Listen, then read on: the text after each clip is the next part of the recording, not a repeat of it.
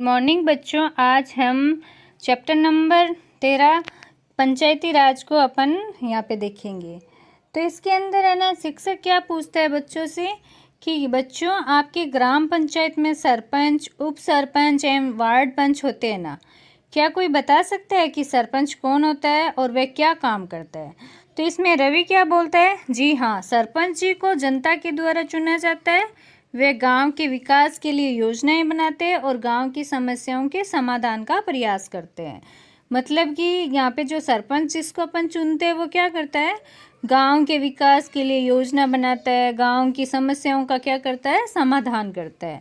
तो वहीं एक सीमा नाम की लड़की होती है, वो क्या बोलती है, वह सड़कें बनवाते हैं, पानी के लिए हैंडपंप लगवाते हैं और गांव की स्वच्छता का ध्यान रखते हैं।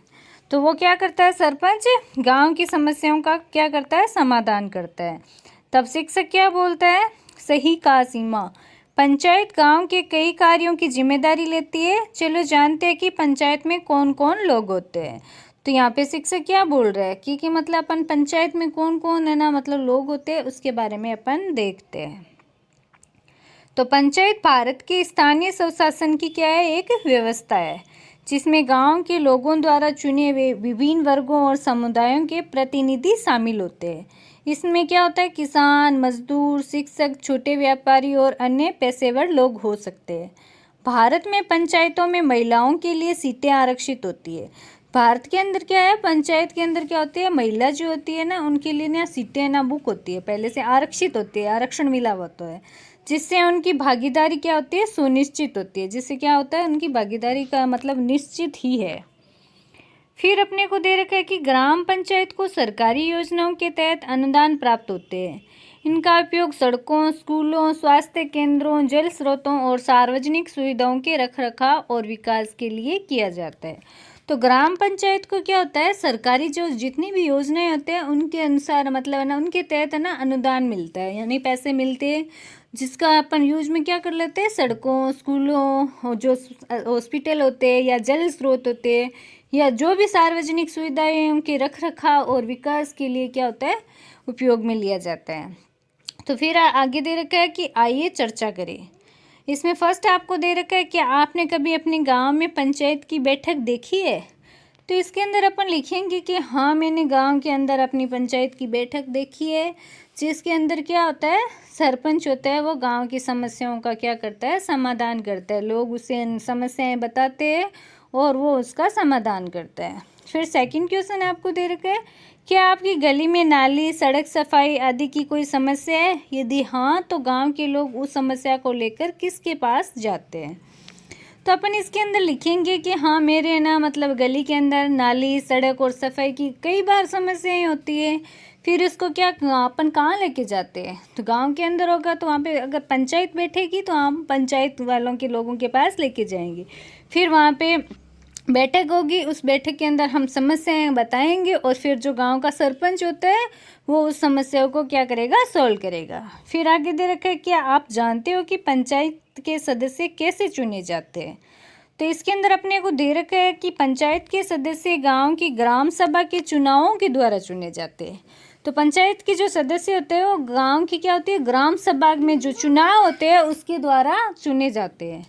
गांव की जनसंख्या के अनुसार 5 से 15 सदस्य होते हैं। मतलब जितनी गांव की जनसंख्या होगी उसके अनुसार या तो 5 या 5 और 15 के बीच में उसमें क्या होते हैं, सदस्य होते हैं। इसमें क्या होता है, सरपंच होता है, उप सरपंच होते हैं और फिर उसके यहाँ पे गांव के अंदर जो ना वार्ड के अनुसार जितने भी वार्ड होते हैं उसके अनुसार वहाँ पे एक एक सदस्य को भी चुन सकते हैं। सदस्य गांव के विकास, सफाई, स्वास्थ्य और सार्वजनिक सुविधाओं का क्या करते हैं, ध्यान रखते हैं। लेकिन क्या तुम जानते हो कि सरपंच से भी ऊपर पंचायत व्यवस्था के और स्तर होते हैं जो पूरे जिले के विकास के लिए क्या करते हैं, काम करते हैं। तो फिर क्वेश्चन क्या पूछता है, क्या मतलब सरपंच से भी कोई बड़ा कोई होता है? तो उसका टीचर है ना मतलब ये सब समझा रहे हैं। फिर है ना उसमें से एक बच्चा पूछता है कि सरपंच से भी कोई बड़ा होता है? तो उसके शिक्षक क्या बोलते हैं कि हाँ, जैसे गांव के लिए ग्राम पंचायत होती है वैसे ही पूरे ब्लॉक के लिए पंचायत समिति होती है और पूरे जिले के लिए क्या होती है, जिला परिषद।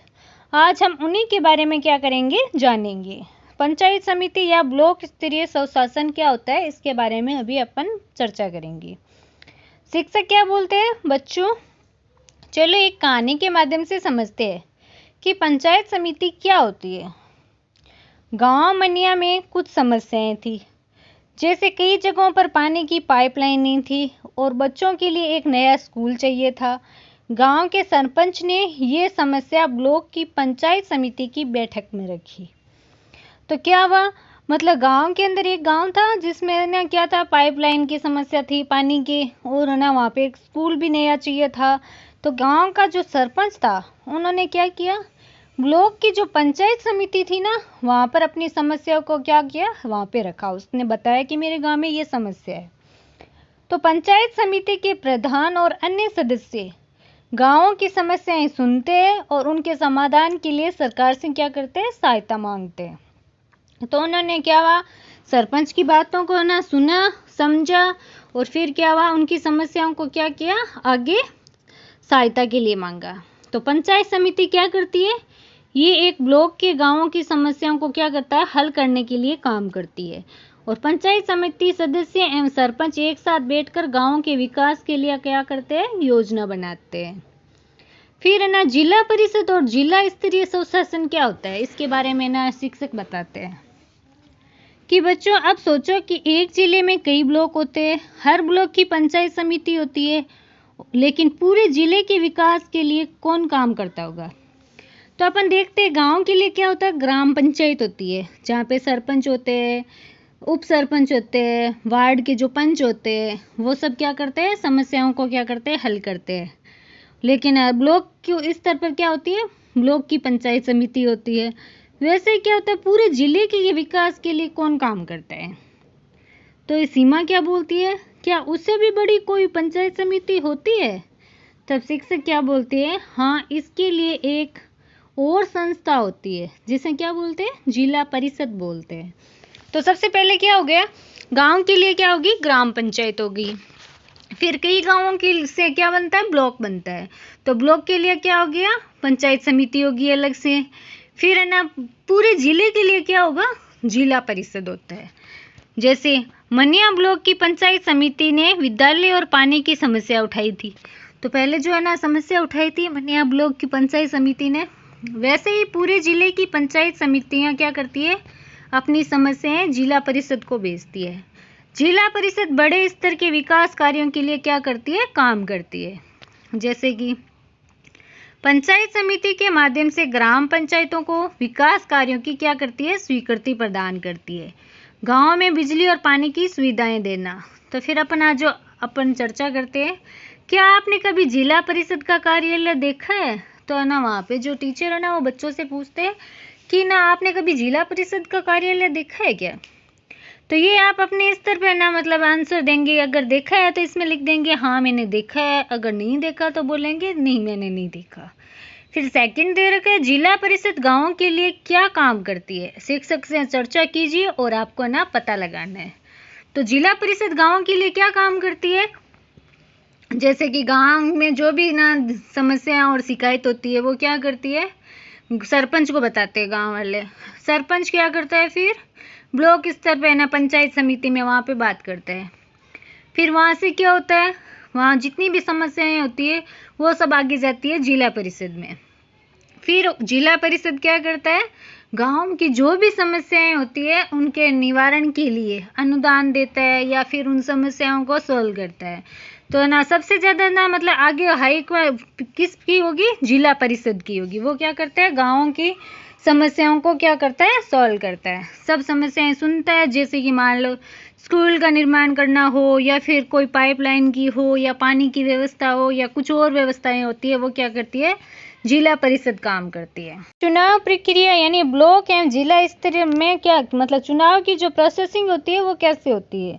तो सीमा क्या बोलती है, पंचायत समिति और जिला परिषद में काम करने वालों का चुनाव होता है। ये चुनाव कब और कैसे होता है।